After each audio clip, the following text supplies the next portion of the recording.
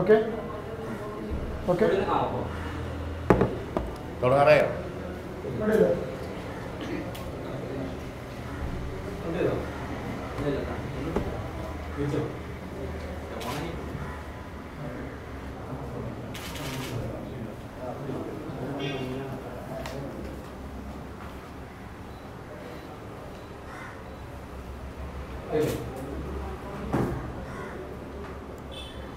അജിത് കമ്മിറ്റിനെ പറ്റി നിങ്ങൾ പറഞ്ഞാൽ അവിടുന്ന് പറഞ്ഞാൽ കേൾക്കും. ഇതിനകത്ത് കേൾക്കില്ലേ? പിന്നെ പല സംസാരിക്കുന്ന ആളോടെ ഇരുന്നോ?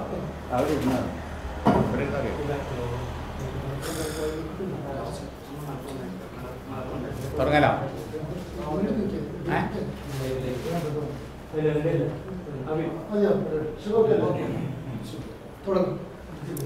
മുസ്ലിം ലീഗ് പാർട്ടിയുടെ ഉന്നതാധികാര സമിതി യോഗം പ്രസിഡന്റ് സയ്യിദ് ഹൈദർ ഷിഹാബ് തങ്ങളുടെ അധ്യക്ഷതയിൽ ചേർന്നു.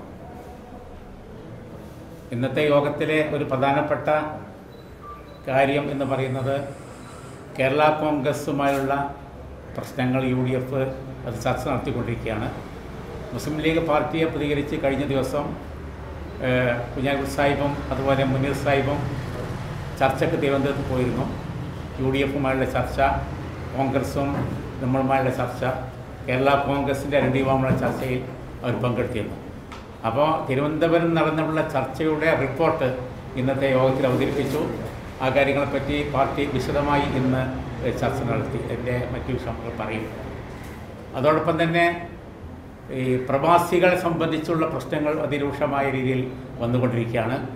അവരെ നാട്ടിൽ കൊണ്ടുവരുന്ന കാര്യത്തിലും അവരെ ക്വാറന്റൈൻ താമസിപ്പിക്കുന്ന കാര്യത്തിലും കേന്ദ്ര ഗവൺമെൻറ്റും സംസ്ഥാന ഗവൺമെൻറ്റും തമ്മിലുള്ള ഈ കാര്യത്തിലുള്ള വ്യത്യസ്തമായിട്ടുള്ള അഭിപ്രായങ്ങളെ കാര്യങ്ങളെ സംബന്ധിച്ചും അവരുടെ ദുരിതപൂർണമായിട്ടുള്ള അവരുടെ ഈ അവസ്ഥയിൽ നിന്ന് അവരെ ഏത് രീതിയിൽ സഹായകരമായ രീതിയിൽ നിലപാടെടുക്കുന്നതിനെ സംബന്ധിച്ചെല്ലാം ഇന്നത്തെ യോഗം വിശദമായി ചർച്ച ചെയ്യുകയുണ്ടായി. ഈ രണ്ട് കാര്യമാണ് ഇന്ന് പ്രധാനമായി ചർച്ച ചെയ്തത്. അത് സംബന്ധിച്ചുള്ള വിശദാംശങ്ങൾ നിങ്ങളോട് പറയാൻ വേണ്ടിയാണ് വിളിച്ചു കൊടുക്കുന്നത്.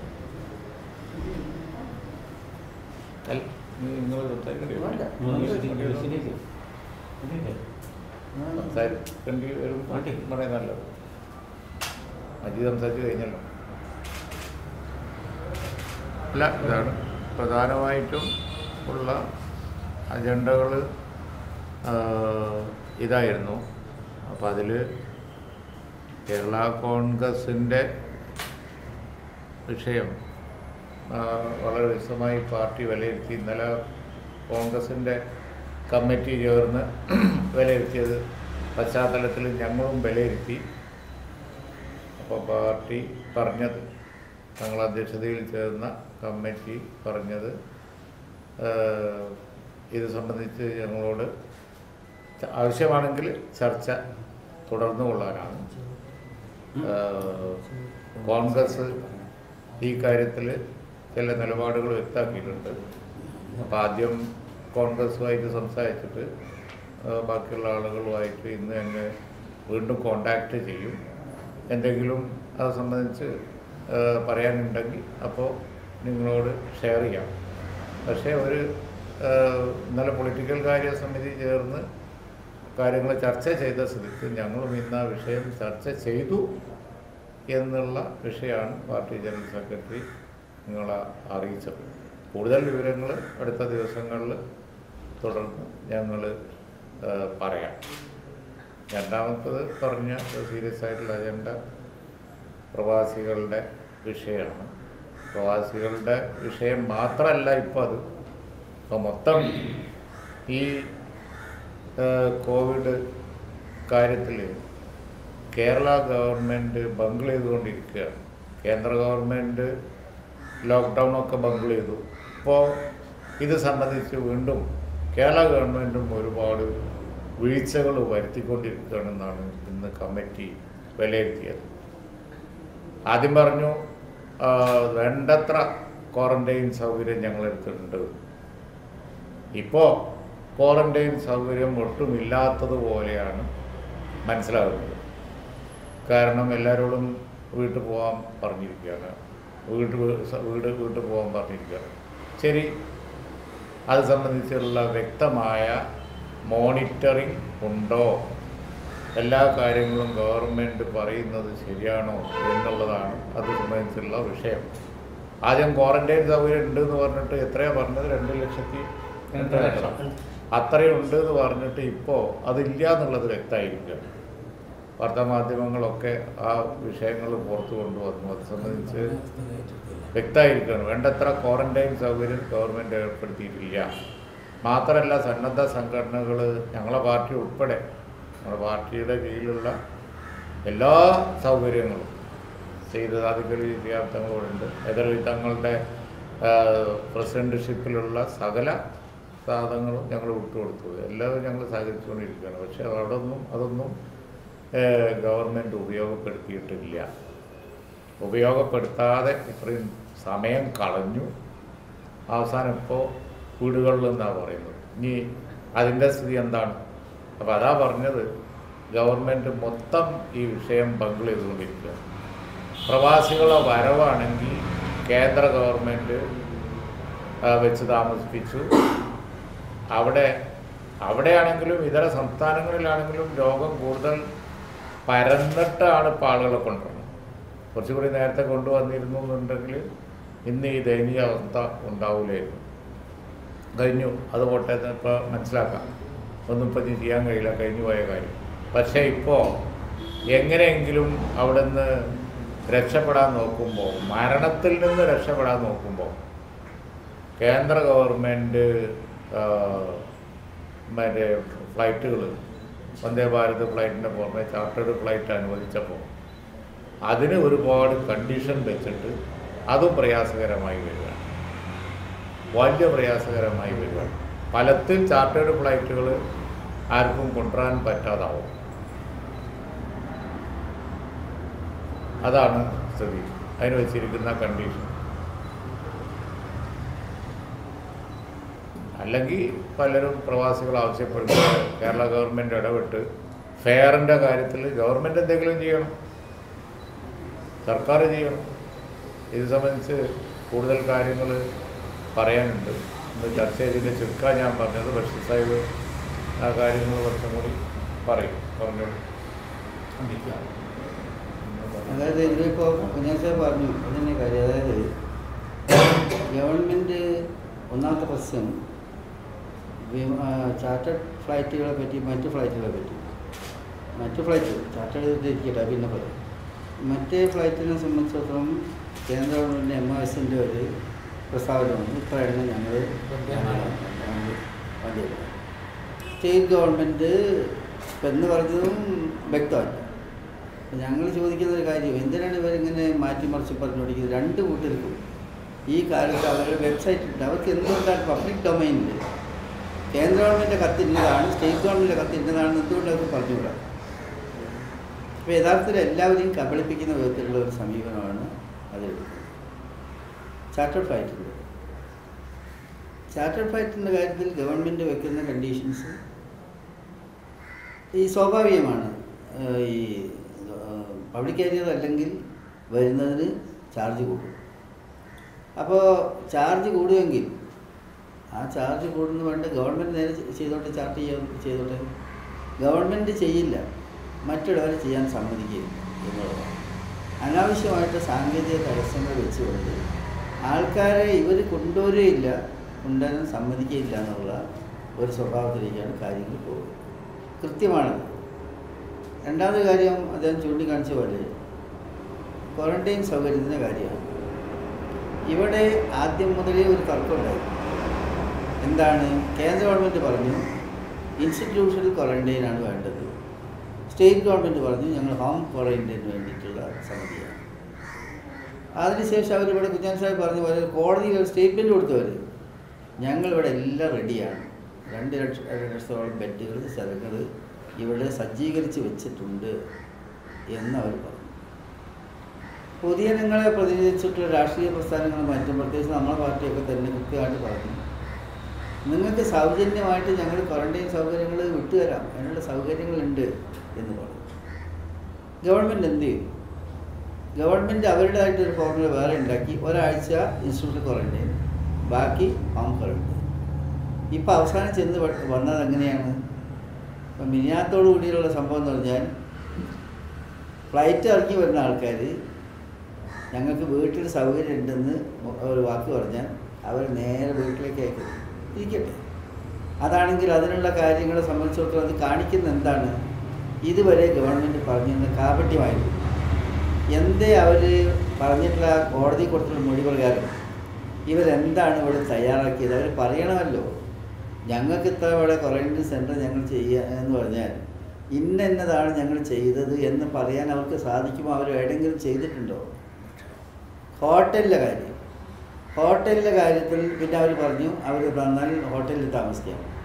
ഹോട്ടലിൽ താമസിക്കുന്ന സമയത്ത് എന്താണ്, ഹോട്ടലിലുള്ളവർ സ്വന്തം കയ്യിൽ നിന്ന് പൈസ വഹിക്കണം എന്ന് പറഞ്ഞു. ഹോട്ടൽ മാത്രമല്ല, ഇതിന് ക്വാറന്റൈൻ്റെ ചിലവൊക്കെ വഹിക്കണം എന്ന് പറഞ്ഞു. ഞങ്ങൾ നേരത്തെ പല ഘട്ടങ്ങളിലും പറഞ്ഞിട്ടുള്ളതാണ്. ഇവിടെ 1,00,000 കോടി വിദേശ റെമിറ്റൻസ് കിട്ടുന്ന സ്ഥലമാണ് ഈ കേരളം എന്ന് പറയുന്നത്. ഇവിടുത്തെ എക്കോണമിൻ്റെ തന്നെ എല്ലാ കൺട്രോളും ശരിക്കും അവരുടെ കയ്യിലാണ്. ഇവിടുത്തെ GDPൻ്റെ ഏറ്റവും വലിയ പെർസെൻറ്റ് 30-31% ഇപ്പോൾ ഇവരെ പൈസയാണ്.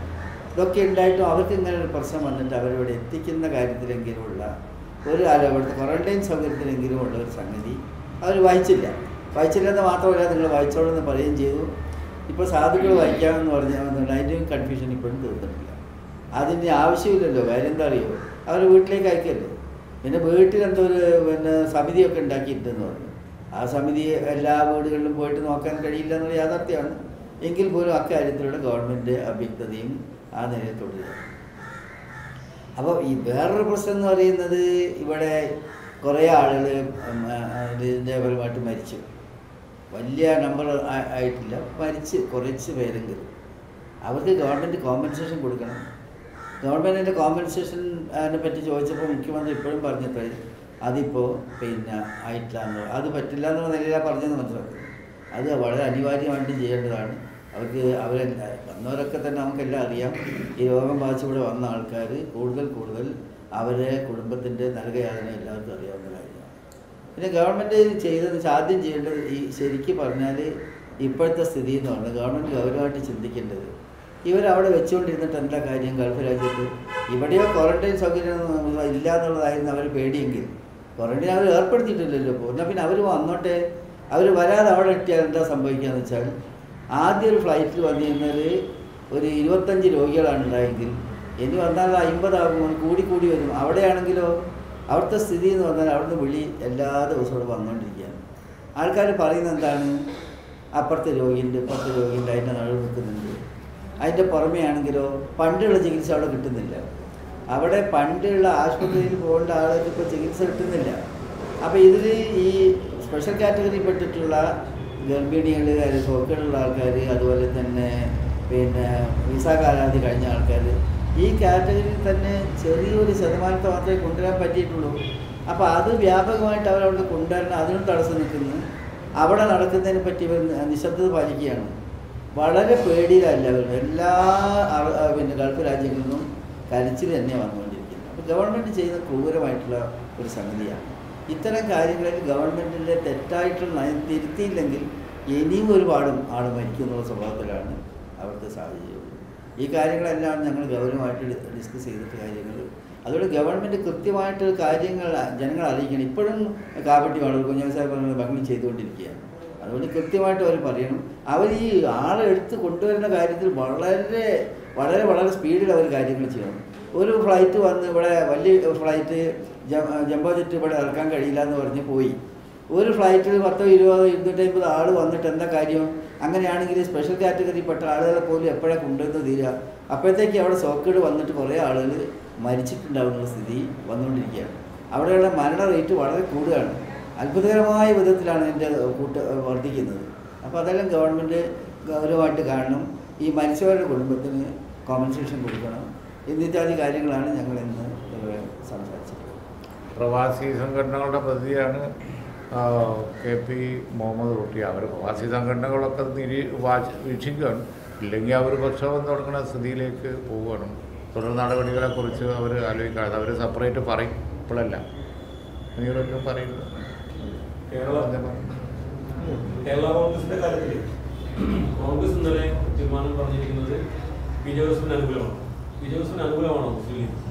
അല്ല, അങ്ങനെയുള്ള ഒരു ക്വസ്റ്റ്യൻ ഇപ്പോൾ ഉത്ഭവിക്കണില്ല. ഞങ്ങൾ പിന്നെ കോൺഗ്രസ് ആണ് ഇത് സംബന്ധിച്ച് ഒരു നിലപാട് ഫൈനലായിട്ട് എടുക്കേണ്ടത്. അപ്പോൾ ഞങ്ങൾ ബന്ധപ്പെട്ട എല്ലാവരോടും ചർച്ച ചെയ്തുകൊണ്ടിരിക്കുകയാണ്. ലീഗിൻ്റെ നിലപാട് വ്യക്തമാക്കേണ്ട സമയമല്ല ഇപ്പോൾ, പ്രശ്നം പരിഹരിക്കേണ്ട സമയമാണ് ഇപ്പോൾ. ഞങ്ങൾ എല്ലാ വിഷയവും ചർച്ച ചെയ്തു. അതാണ് മജീദ് പറഞ്ഞത്. കരാർ ലംഘിക്കുന്നു എന്നാണ് ജോസഫിന്റെ പരാതി. അങ്ങനെ കരാറില്ല എന്നാണ് അതിന്റെ ഇല്ല, അതിന്റെ ഡീറ്റെയിൽസിലേക്ക് ഇപ്പൊ ലീഗ് പോകില്ല. നിങ്ങൾക്ക് അറിയാലോ, ഞങ്ങളിത് സംസാരിച്ചുകൊണ്ടിരിക്കല്ലോ അല്ലേ മുനീറെ? രണ്ട് കേരള കോൺഗ്രസിനെയും മുന്നിൽ തുടരാൻ കഴിയുമോ? അങ്ങനെ ഒരു സ്റ്റേറ്റ്മെന്റ് ഞങ്ങളിപ്പം നടത്തുന്നത് ആരോഗ്യകരമല്ല. അപ്പം അത് സംബന്ധിച്ച് ഞങ്ങൾ തുടർന്ന് സംസാരിച്ചുകൊണ്ടിരിക്കുക. ഞാൻ പറഞ്ഞല്ലോ, ഞങ്ങൾക്ക് പറയാറാവുമ്പോൾ നിങ്ങളോട് പറയാമെന്ന് പറഞ്ഞു. ഏത് അല്ല, നമ്മളിപ്പോൾ അകത്ത് സംസാരിക്കട്ടെ. പുറത്ത് പറയാൻ വല്ലതും ഉണ്ടാവുമ്പോൾ തീർച്ചയായിട്ടും നിങ്ങളോട് പറയാം. കോൺഗ്രസിന്റെ ഈ വിഷയത്തിലുള്ള നിലപാട് ലീഗ് വിലയിരുത്തിയെന്ന് പറഞ്ഞല്ലോ, അതിനകത്ത് ആ ഒരു ഇതിനോട് ചേർന്ന് പോകുന്ന നിലപാട് അല്ല, അങ്ങനെയല്ലേ ഞങ്ങളിപ്പോൾ അല്ലാതെ ഈ കാര്യത്തിൽ കേരള കോൺഗ്രസിൻ്റെ ഇഷ്യൂവിൽ കുഞ്ഞാൽ സാഹിബും പിന്നെ മുനീർ സാഹിബ് ഡിസ്കഷനിൽ പോയിരുന്നു. ഇതിൻ്റെ എന്താ പറയുക, പഞ്ചായത്തുകാർ ഇതിൻ്റെ ഒരു കാര്യത്തിൽ വളരെ ആക്റ്റീവായിട്ട് മുസ്ലിം ലീഗുണ്ട്. നമ്മളെ ലീഡേഴ്സിനെ തന്നെ വളരെ ഡെപ്യൂട്ട് ചെയ്തിരിക്കുക അവരെ സമീപകാരം. അപ്പോൾ മുസ്ലിം ലീഗ് അതിൽ എന്തെങ്കിലും ഒരു നിങ്ങൾ ചോദിക്കുന്നതിന് ഒരു മറുപടി നിങ്ങൾ പറഞ്ഞാൽ നിങ്ങൾ പോസിറ്റീവായിട്ടൊരു മറുപടി പ്രതീക്ഷിക്കുന്നുണ്ടാവും. അല്ലെങ്കിൽ എന്തെങ്കിലും മറുപടി പ്രതീക്ഷിക്കും. ഞങ്ങൾ ചെയ്യില്ല. കാരണം എന്താ വെച്ചാൽ ഞങ്ങളുടെ എഫേർട്ട് എന്ന് പറഞ്ഞാൽ ഇഷ്യൂ സെറ്റിൽ ചെയ്യാം. UDFിൻ്റെ അടിത്തറ ഭദ്രമാക്കാൻ വേണ്ടിയാണ് മുസ്ലിം ലീഗ് നിൽക്കുന്നത്. അതിലിപ്പോൾ നിങ്ങൾ ചോദിക്കുന്ന ചോദ്യമൊക്കെ ഞങ്ങൾക്ക് അവകാശമുണ്ട്. പക്ഷേ ആ രഞ്ജിപ്പിൻ്റെ ഞങ്ങളുടെ പരിശ്രമത്തെ ദുർബലപ്പെടുത്തുന്ന വിധത്തിലുള്ള സ്റ്റേറ്റ്മെൻറ്റ് ഞങ്ങൾക്ക് ഒരിക്കലും പറയാനും. അവിടെ അടുത്ത സബ്ജക്റ്റിലേക്ക് കടക്കാം. കോൺഗ്രസിന്റെ ഭാഗത്തുനിന്നില്ല. കോൺഗ്രസ് യോഗത്തിന് ശേഷം ഒരു ഗ്രൂപ്പിന്റെ കൂടെയാണ് ഞങ്ങളൊന്ന് പരസ്യമായി പറഞ്ഞു. അതുകൊണ്ട് ഇപ്പോൾ അടുത്ത ബഷീർ പറഞ്ഞ സാഹചര്യത്തിൽ ചോദ്യങ്ങൾ കൂടുതൽ ചോദിച്ചാൽ ഒരു ഗുണമില്ല. അതുകൊണ്ട് അടുത്ത സബ്ജക്റ്റിലേക്ക് കിടക്കാം. ഈ ഇബ്രാഹിമിനെതിരെ ഒരു പരാതി നൽകിയെന്ന് പറഞ്ഞിരുന്നു. ഇന്നത്തെ കമ്മിറ്റി അത് ചർച്ച എന്നും കേട്ടിരുന്നു. പരാതി ഇല്ലല്ലേ? ചർച്ച ചെയ്തില്ലല്ലോ മജീദ്? അങ്ങനെ യാതൊരു പരാതി സ്റ്റേറ്റ് കമ്മിറ്റി കിട്ടിയിട്ടില്ല. അങ്ങനെ പറഞ്ഞ വാർത്ത ഒന്നും ശരിയല്ല. അതുകൊണ്ട് ഞങ്ങൾ പറഞ്ഞു. ഓക്കെ, അടുത്തത് പരാതി ഉണ്ടായിട്ടില്ല, അവിടെ ചർച്ചയില്ല. പരാതി നമുക്ക് കിട്ടിയിട്ടില്ല. നമ്മൾ പുരാ പ്രശ്നം. ഓക്കെ. ഈ ചാർട്ടർ വിമാനങ്ങൾ ഇപ്പോൾ നിലവിൽ 40 വിമാനങ്ങൾക്ക് വരെ ഒരു ദിവസം ഇറങ്ങാൻ അനുമതി നിലവിൽ തന്നെ സംസ്ഥാന സർക്കാർ കൊടുത്തിട്ടുണ്ടെന്നാണ് ഇന്നലെ മുഖ്യമന്ത്രി പറഞ്ഞത്.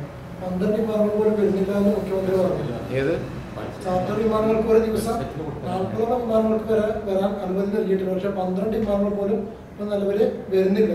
ഈ ഒരു സാഹചര്യത്തിൽ സംസ്ഥാന സർക്കാർ അനുമതി നൽകുന്നില്ല, അല്ലെങ്കിൽ തടസ്സം വരുത്തുന്നു എന്ന് പറയുന്നതിൽ എന്താണ് ഒരു അടിസ്ഥാനം? അല്ല, ഇതിൽ വന്നിരിക്കുന്ന ഒരു വിഷയം എന്താണെന്ന് വെച്ച് കഴിഞ്ഞാൽ, ചാർട്ടേഡ് ഫ്ലൈറ്റ് എന്ന് പറഞ്ഞാൽ ചാർട്ടേഡ് ഫ്ലൈറ്റാണ്.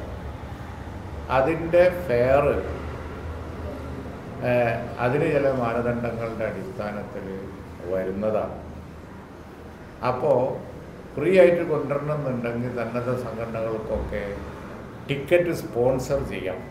നിശ്ചിത ശതമാനം ഞങ്ങളുൾപ്പെടെ പ്രവാസി സംഘടനകൾ അത് ചെയ്യുന്നുണ്ട്. നിശ്ചിത ശതമാനം, മുഴുവൻ ഫ്രീ ആക്കി കൊണ്ടുവരാൻ കഴിയില്ലല്ലോ, ചെയ്യുന്നുണ്ട്. അപ്പോൾ ഫെയറിൻ്റെ വിഷയത്തുമ്പോൾ തടഞ്ഞ് അവസാനം ചാർട്ടേഡ് ഫ്ലൈറ്റേ ഇല്ലാതാവരുത്. അതാണ് ഞങ്ങൾ പറയുന്നത്. ഫെയറിൻ്റെ വിഷയത്തിൽ വല്ല കൺഫ്യൂഷനും കേന്ദ്ര ഗവൺമെൻറ്റായിട്ടോ ചാർട്ടേഡ് ഫ്ലൈറ്റ് കമ്പനികളായിട്ടോ കേരള ഗവൺമെൻറ് ഉണ്ടെങ്കിൽ കേരള ഗവൺമെൻറ് അത് ഇടപെട്ട് ചർച്ച ചെയ്ത് പരിഹരിക്കുക വേണ്ടത്. അല്ലാതെ ഇന്ന ഫെയറിലേക്ക് കൊണ്ടുവരാൻ പാടുള്ളൂ എന്ന് പറഞ്ഞ അവസാനം ഫ്ലൈറ്റേ മുടങ്ങി പോണ സാഹചര്യം ഉണ്ടാവരുത്. പ്രവാസികൾക്ക് കിട്ടിയ ഏറ്റവും വലിയൊരു ആനുകൂല്യമാണ് ചാർട്ടേഡ് ഫ്ലൈറ്റ്. അത് ഏറ്റവും കൂടുതൽ ഫ്ലൈറ്റ് പോന്നാലേ അവർക്ക് ഗുണമുള്ളൂ. പൈസ കൊടുക്കാൻ കഴിയാത്ത ആളുകളുണ്ടെങ്കിൽ അവർക്ക് ടിക്കറ്റ് സന്നദ്ധ സംഘടനകൾ സ്പോൺസർ ചെയ്യുന്നുണ്ട്. ഇനി അതല്ല കേരള ഗവൺമെൻറ് വല്ല കൺസെഷനും കൊടുക്കുകയോ സബ്സിഡി കൊടുക്കുകയോ അല്ലെങ്കിൽ കമ്പനികളായിട്ട് നെഗോഷിയേറ്റ് ചെയ്യുകയോ എന്ത് ചെയ്താലും നമുക്ക് വിരോധമില്ല. പക്ഷേ സബ്സിഡി കൊടുത്ത് കൊണ്ടുവരാമല്ലോ ടിക്കറ്റിൽ. ഫെയറാണ് പ്രശ്നം എന്നുണ്ടെങ്കിൽ. പക്ഷേ ഇതൊന്നും ചെയ്യാതെ ഫെയറിൻ്റെ കാര്യം പറഞ്ഞ് അവസാനം കേന്ദ്ര ഗവൺമെൻറ്റും കേരള ഗവൺമെൻറ്റും കൂടി തർക്കിച്ച് അല്ലെങ്കിൽ ഫ്ലൈറ്റ് കമ്പനികളായിട്ട് തർക്കിച്ച് ചാർട്ടേഡ് ഫ്ലൈറ്റ് ഇല്ലാതാക്കരുത് എന്നാണ് ഞങ്ങൾ പറയുന്നത്. ചാർട്ടേഡ് ഫ്ലൈറ്റ് ലിമിറ്റ് ചെയ്യരുത്. അത് കിട്ടിയിരിക്കുന്ന ഒരു ഭയങ്കര എസ്കേപ്പ് റൂട്ടാണത്. കാരണം വന്ദേ ഭാരതിൽ വരുന്ന ഫ്ലൈറ്റുകൾ അതിന് നമ്പറിനൊരു കണക്കുണ്ട്. ചാർട്ടേഡ് ഫ്ലൈറ്റിന് പിന്നെ ചാർട്ടേഡ് ഫ്ലൈറ്റ് സംബന്ധിച്ച് കേന്ദ്ര ഗവൺമെൻറ് മൊത്തം ഒരു നമ്പർ പറഞ്ഞിട്ടുണ്ട്. അതിൽ മാക്സിമം നമ്മൾ യൂട്ടിലൈസ് ചെയ്യണം.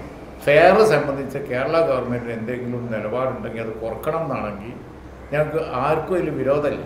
പക്ഷേ അതിന് സൊല്യൂഷൻ കാണണം. അത് പറഞ്ഞ് ഫ്ലൈറ്റ് മുടക്കരുത്, അല്ലേ? ഫ്ലൈറ്റ് മുടങ്ങിപ്പോയത് ഇതാണ് ഞങ്ങൾ അതിൽ പറയുന്നത്. പ്രവാസികളുടെ മരണം ഇപ്പോൾ ഒരുപാട് അവരുടെ ജീവനം പ്രവാസികളാണ് പറഞ്ഞ കുടുംബം. പക്ഷെ അത് അവർക്കൊരു സഹായത്തിൻ്റെ കാര്യത്തിൽ കുറച്ച് വൈകിയോ അത് അവരോട് ആവശ്യപ്പെടാൻ അല്ലെങ്കിൽ സർക്കാരിൻ്റെ ഭാഗത്ത് അത് അങ്ങനെ ഒരു സംഭവമേ ചിത്രത്തിൽ ആരും പരിഗണിക്കുന്നില്ല. എല്ലാവരും ആ കുടുംബം എന്ന് പറയുന്നത് പ്രവാസിനെ മാത്രം അവരുടെ വരുമാനത്തിൽ ഡിപ്പെൻഡ് ചെയ്യുന്നവരാണ്. ആ ഒരു ആളില്ലാതെ അതുകൊണ്ടാണല്ലോ പാവപ്പെട്ട കുടുംബമാണ്. അത് നമ്മുടെ സർവകക്ഷി യോഗത്തിൽ വരെ മുസ്ലിം ലീഗ് പാർട്ടി കാര്യം പറഞ്ഞിട്ടുണ്ട്. കൊടുക്കണം. പരിഹാരം ഉണ്ടാവുന്നില്ല. പുറത്തുനിന്ന് മരിച്ചവർക്ക് കൊടുക്കേണ്ടതില്ല എന്നുള്ള നിലപാടുകളുണ്ട്. പക്ഷെ ഇത് പുറത്തുനിന്ന് മരിക്കാനുള്ള കാരണം എന്താണ്? നമ്മൾ അകത്തേക്ക് കടത്താത്തതുകൊണ്ടാണ്. അപ്പൊ നമ്മൾ കാരണമാണ് അവർ മരിച്ചുകൊണ്ടിരിക്കുന്നത്.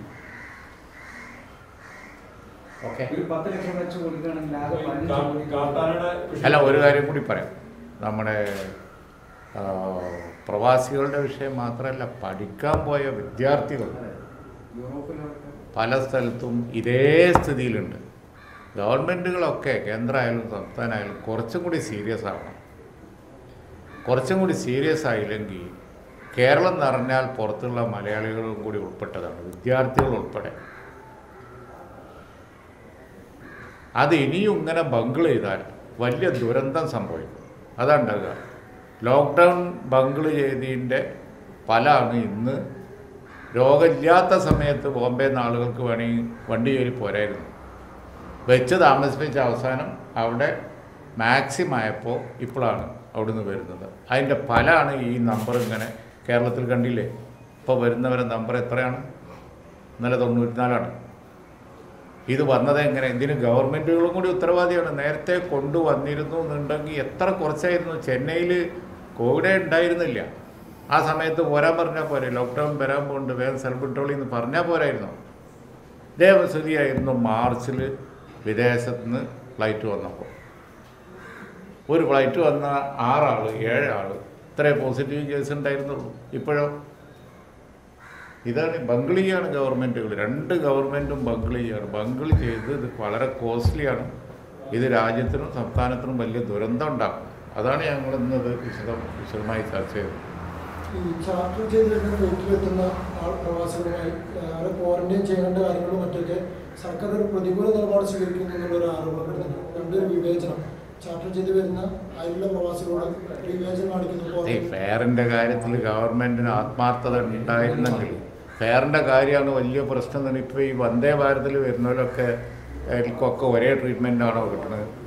പേ ചെയ്യുന്നവർ അതിലും വരുന്നില്ല. വന്ദേ ഭാരതിൻ്റെ ലോ ചാർജ് ഇപ്പോൾ എല്ലാവരും ഉപയോഗപ്പെടുത്തുന്നില്ലേ? നമ്മളതിനൊന്നും കുറ്റം പറയുന്നില്ല. ഇതൊരു അടിയന്തര സാഹചര്യമാണ് വരുത്തുന്നത് ഉപയോഗം. പക്ഷേ അതിൽ തന്നെ സാമ്പത്തികമായിട്ട് വ്യത്യാസമുള്ളവരില്ല. അതല്ല പ്രശ്നം. അവിടുന്ന് മലയാളികൾ എളുപ്പം രക്ഷപ്പെടലാണ് വിഷയം. അതിനവർ എത്ര ഫെയർ കൊടുക്കാൻ തയ്യാറാകുന്നുണ്ട്. എത്ര പേര് രജിസ്റ്റർ ചെയ്ത് കഴിഞ്ഞു. ചാർട്ടർ ചെയ്തു വന്ന വിമാനത്തിലുള്ള തിരിച്ചു കൊടുക്കാനും തയ്യാറുണ്ട്. ചാർട്ടർ ചെയ്തു വന്ന വിമാനത്തിലുള്ള പ്രവാസികളെ കൃത്യമായി ക്വാറന്റൈൻ ചെയ്യുന്നില്ല എന്നുള്ളൊരു പ്രശ്നമാണ്. ക്വാറന്റൈൻ നിർത്തി. ക്വാറന്റൈനെ അവർ ചെയ്യുന്നില്ല. ഇപ്പോൾ അവര് പിന്നെ വന്ദേ ഭാരതിലും ചെയ്യുന്നില്ല, ഇതിലും ചെയ്യുന്നില്ല. പോയിക്കോട്ടെ എന്നറിയാണ്. ഹോം ക്വാറന്റൈനിലേക്ക് ഹോം ക്വാറന്റൈൻ നല്ല നിലയിൽ ചെയ്തില്ലെങ്കിൽ, മോണിറ്റർ ചെയ്തില്ലെങ്കിൽ അത് വേറെ വിഷയത്തിലേക്ക് പോകും. ഇപ്പോൾ ഒരു പിന്നെ കോഴിക്കോട് ഒരു ഫ്ലൈറ്റ് വന്നപ്പോൾ മാവൂർ റോഡിൽ ഒരു ഹോട്ടലിൽ ആദ്യം അറേഞ്ച് ചെയ്തു. അവിടെ ഭക്ഷണം കൊടുത്തില്ല. പിന്നെ അവിടെ വന്നിട്ട് നിങ്ങൾ പോയിക്കൊണ്ടു. അത് ടെസ്റ്റിംഗ് ഫെസിലിറ്റി ഇതിൽ വളരെ പ്രധാനമായ സംഗതിയാണ് ടെസ്റ്റിങ്. ആ ടെസ്റ്റിംഗ് ഫെസിലിറ്റി കേരളത്തിൽ വളരെ കുറവാണ്. ഗവൺമെൻറ് ചെയ്യാൻ പറ്റും. അതായത് ഈ വർത്തമാനം പറഞ്ഞിട്ട് കാര്യമില്ലല്ലോ. ചെയ്യേണ്ട കാര്യങ്ങളൊന്നും അവർ ചെയ്തിട്ടില്ല. ഇപ്പോൾ കുഞ്ഞാലി സാഹിബ് പറഞ്ഞ ഇപ്പോൾ ഈ ചിന്തിക്കുന്ന കാര്യങ്ങൾ നേരത്തെ ചിന്തിച്ചിരുന്നെങ്കിൽ ഇത്രയും വലിയ പരിക്കോ കുഴപ്പങ്ങളോ ഒന്നും ഇവിടെ ഉണ്ടാവുകയില്ല. ആ സമയത്തൊന്നും ശ്രദ്ധിച്ചില്ല. ഗവൺമെൻറ്റിനോട് എല്ലാവരും പറഞ്ഞു, സന്നദ്ധ സംഘടനകൾ നേതാക്കന്മാർ ഇതാ നോക്ക്, ഞങ്ങളുടെ കയ്യിൽ സ്ഥലമുണ്ട്, ഞങ്ങൾ തന്നേക്കാം, നിങ്ങൾ ഒറ്റയെടുത്ത് പോയോ, അവരോട് ചോദിച്ചോ, നിങ്ങളുടെ തരി എന്താ ചെയ്യാൻ ഒരാളോട് ചോദിച്ചിട്ടില്ല. റെഡിയായിരുന്നു. ഈ 4 വിമാനത്താവളം തുടക്കത്തില് ഇപ്പൊ ആരോഗ്യമന്ത്രി ആരോഗ്യമന്ത്രിക്ക് മീഡിയ മാനിയാണെന്ന് പറഞ്ഞിരുന്നു. പക്ഷെ മുഖ്യമന്ത്രി 1 മണിക്കൂർ എല്ലാ ദിവസവും വാർത്താമാനം നടത്തുന്നുണ്ട്. നിങ്ങൾ പറയുന്ന പോലെ കാര്യങ്ങൾ നടക്കുന്നില്ലെങ്കിലും മുഖ്യമന്ത്രിക്ക് മീഡിയ മാനിയ ഉണ്ട് എന്ന് ലീഗിന് അഭിപ്രായമാണ്. നമ്മളിപ്പോൾ ഈ വലിയ ഓരോ ദിവസം പേഴ്സണലായിട്ട് പറയാന്നുള്ളതല്ല. പക്ഷേ ഗവൺമെൻറ് എത്ര മണിക്കൂർ വേണമെങ്കിൽ പറഞ്ഞോട്ടെ, മുഖ്യമന്ത്രി പറയാൻ വിരോധമില്ല. പക്ഷേ ഗവൺമെൻറ് പറയുന്നതൊക്കെ കേട്ടിരിക്കലല്ല പ്രതിപക്ഷമായ ഞങ്ങളെ ജോലി. ഇവർ ബംഗിൾ ചെയ്യുന്നതിനെ എക്സ്പോസ് ചെയ്യലാണ്. ഇനി ബംഗിൾ ചെയ്താൽ ഞങ്ങൾ നന്നായി എക്സ്പോസ് ചെയ്യും. യാതൊരു ദാക്ഷിണ്യം കാണിക്കാത്ത വിധത്തിൽ ഞങ്ങൾ എക്സ്പോസ് ചെയ്യും. എത്ര മണിക്കൂർ സംസാരിക്കേണ്ടി, അരമണിക്കൂറോ 1 മണിക്കൂറോ അവർ തീരുമാനിച്ചു. ഞങ്ങൾക്ക് പ്രശ്നമൊന്നുമില്ല. മീഡിയ ഉപയോഗപ്പെടുത്താൻ ഞങ്ങൾക്കും അറിയാം, പിന്നെ അവർക്കും അറിയാം. പക്ഷെ അതല്ലല്ലോ കാര്യം, ചെയ്യണ്ടേ, വർത്താനം പറഞ്ഞാൽ പോരല്ലോ. അപ്പോൾ അതുകൊണ്ട് തന്നെ ഈ കാര്യം തുടക്കത്തിൽ ബംഗിൾ ചെയ്തു, തുടർന്നും ഇങ്ങനെ ബംഗിൾ ചെയ്തുകൊണ്ടിരുന്നാൽ വലിയ വിഷയം. അത് ഞങ്ങൾ നിർബന്ധിതരാണ്. പ്രതിവർഷം വർത്തമാനം പറയാനും പ്രതിവർഷം എക്സ്പോസ് ചെയ്യാനും. പ്രവാസികളുടെ കാര്യം വലിയ കഷ്ടപ്പാടിലാണ്. പ്രത്യക്ഷ സമരങ്ങളിലേക്ക് പോവാത്തത് ഈ കോവിഡ് മാനദണ്ഡങ്ങളെ മാനിക്കുന്നതുകൊണ്ട്. അല്ലെങ്കിൽ പോകേണ്ട സമയം അത്ര അധികം ബംഗിളിങ്ങാണ് നടക്കുന്നത്. അല്ല, ഇപ്പം നമ്മൾ അതിൻ്റെ പ്രവാസി സംഘടനകൾ ആലോചിക്കുന്നുണ്ട്. അവർ പറഞ്ഞില്ലേ, ഇല്ലേ? അവർ പറഞ്ഞു ഞങ്ങൾ പാർട്ടി നമ്മൾ ചെയ്തല്ലോ, കോവിഡ് മാനദണ്ഡങ്ങൾ പാലിച്ചുകൊണ്ട് നടന്നുകൊണ്ടിരിക്കുന്നുണ്ട്. ഇന്നലെ യുവജന സംഘടനകളൊക്കെ ഇത് തന്നെ ഏറ്റെടുത്തിരിക്കുന്നു. മരണപ്പെട്ടു പോയ കുടുംബങ്ങളെ ക്ലെയിമേഴ്സ് വേണ്ടിയിട്ട് 170 അംഗങ്ങളെ കുടുംബങ്ങളെ പങ്കെടുപ്പിച്ചുകൊണ്ട് ഓർക്ക ഓഫീസിൻ്റെ മുന്നിൽ പ്രത്യേക സമരത്തിന് തീരുമാനിച്ചു. അല്ല, ഇതൊന്നും ഗവൺമെൻറ് ചെയ്യിപ്പിക്കരുത്. അതാണ് ഇപ്പോൾ വേണ്ടത്. ഈ അപകടകരമായ സാഹചര്യത്തിൽ പ്രക്ഷോഭത്തിലേക്ക് ആരെയും തള്ളിവിടുന്നത് ശരിയല്ല. ഇത് ആനയുടെ കാര്യം പറഞ്ഞ് ഞങ്ങൾ ചർച്ച ചെയ്യാത്ത വിഷയമാണ്. പക്ഷേ ക്ലാരിഫൈ ചെയ്യണമെന്നുണ്ടെങ്കിൽ ക്ലാരിഫൈ ചെയ്യാം. നോട്ടീസ് അയച്ചിട്ടുണ്ട് എന്ന് പറയുന്നു ജനകാന്തി. അത് നിയമനടപടികളുമായിട്ട് ശക്തമായി മുന്നോട്ട് പോകുക തന്നെയാണോ? അത് നോട്ടീസ് അയച്ചിട്ട് മറുപടി വരട്ടെ, അപ്പോഴാണ് പറഞ്ഞു. അല്ലേ, ആനയുടെ കാര്യമൊന്നും ചെയ്യാൻ പാടില്ലാത്തായിരുന്നു അവർ. കാരണം എന്താണെന്ന് വെച്ച് കഴിഞ്ഞാൽ കാള വെറ്റു എന്ന് പറയുമ്പോൾ കയറെടുക്കലാണ്. കാരണം മലപ്പുറം എന്ന് കേട്ട ഹാലളകലാണ്. ഇതെന്ത് ഏർപ്പാടാണ്? ഞാൻ ചോദിക്കട്ടെ, മലപ്പുറം എന്ന് പറഞ്ഞ ജില്ലയെ അവിടെ കേന്ദ്രത്തിൽ ഇരിക്കുന്ന കേന്ദ്രമന്ത്രിമാർക്ക് ആരെങ്കിലുമൊക്കെ കൂടി ചേർന്നൊന്ന് പരിചയപ്പെടുത്തി കൊടുക്കണം. കാരണം ഇപ്പം ഡിജിറ്റൽ ലോകം വന്നതിനെക്കുറിച്ച് ഈ ലോക്ക്ഡൗൺ കാലത്ത് ഏറെ പറഞ്ഞുകൊണ്ടിരിക്കുന്നു പ്രധാനമന്ത്രിയും കേന്ദ്ര ഗവൺമെൻറ് വക്താക്കളൊക്കെ. ആ ഡിജിറ്റൽ വിപ്ലവം തുടങ്ങിയ ജില്ലയാണ് മലപ്പുറം ജില്ല. മലപ്പുറം ജില്ലയിലെ മാറാക്കരയിൽ അന്നത്തെ മുഖ്യമന്ത്രി AK ആൻ്റണി തുടങ്ങിയ കമ്പ്യൂട്ടർ സാക്ഷരതാ പരിപാടിയും അക്ഷയും അതാണ് പിന്നെ രാജ്യം മുഴുവൻ വ്യാപിച്ചത്. മാത്രമല്ല ഡോക്ടർ കലാം വന്ന് ഉദ്ഘാടനം ചെയ്തത് അതാണ്. അത് കേരളത്തിൽ മുഴുവൻ വരുന്ന അവസാനം അന്നത്തെ രാഷ്ട്രപതി വന്ന് അതിൻ്റെ പൂർത്തീകരണം ഉദ്ഘാടനം ചെയ്തു. ഈ വിപ്ലവം, ഡിജിറ്റൽ വിപ്ലവം ഇന്ത്യയിൽ തുടങ്ങിയ ജില്ലയാണ് മലപ്പുറം ജില്ല. ഇതിൻ്റെ ചരിത്രമൊക്കെ ഒന്ന് കേന്ദ്രമന്ത്രിമാർ പഠിക്കണം. മലപ്പുറം എന്ന് പറഞ്ഞു കഴിഞ്ഞിട്ടുണ്ടെങ്കിൽ സാക്ഷരത, ഡിജിറ്റൽ സാക്ഷരത, അതുപോലെ അനവധി ഡെവലപ്മെൻറ്റ്, എന്തിനും വളരെ നല്ല ഒരു ജില്ലയാണ്. ആ ജില്ലയെക്കുറിച്ച് വേണ്ടാത്ത ഇളകിയ പോകത്തത്. ഇത് മലപ്പുറമായിട്ട് യാതൊരു ബന്ധവുമില്ല, വേറെ ജില്ലയിലാണ്. ഇപ്പം എല്ലാം വലിയ മോശമായ സ്ഥിതിയിലെത്തി പ്രതികരണക്കാരൊക്കെ ഇത് അതല്ല എന്ന് പറഞ്ഞപ്പോൾ. അപ്പോൾ അതുകൊണ്ട് ഇതൊരു അവരൊക്കെ മലപ്പുറം സന്ദർശിക്കട്ടെ, എന്നിട്ട് അഭിപ്രായം പറയാം. സത്യാവസ്ഥ ബോധ്യപ്പെട്ടിട്ട് പോട്ടെ. നാനാ ജാതി മതസ്ഥരും വളരെ സൗഹൃദത്തിൽ ജീവിക്കുകയും വലിയ ഡെവലപ്മെൻറ്റിനും സാക്ഷരതക്കും ഡിജിറ്റൽ സാക്ഷരതക്കും മാതൃകയാവുകയും ചെയ്ത ജില്ലയാണ് മലപ്പുറം ജില്ല. ഈ കേന്ദ്രമന്ത്രിമാർക്ക് അതിനെക്കുറിച്ച് അറിയില്ലായിരിക്കും. ഒരു ജില്ലയെ അപമാനിക്കരുത്. അതുകൊണ്ടാണ് അജീത് പറഞ്ഞത്. ഇനി മറുപടി എന്താണെന്ന് നോക്കാം. പിൻവലിച്ച് മാപ്പ് പറയേണ്ടതാണ്. Yes okay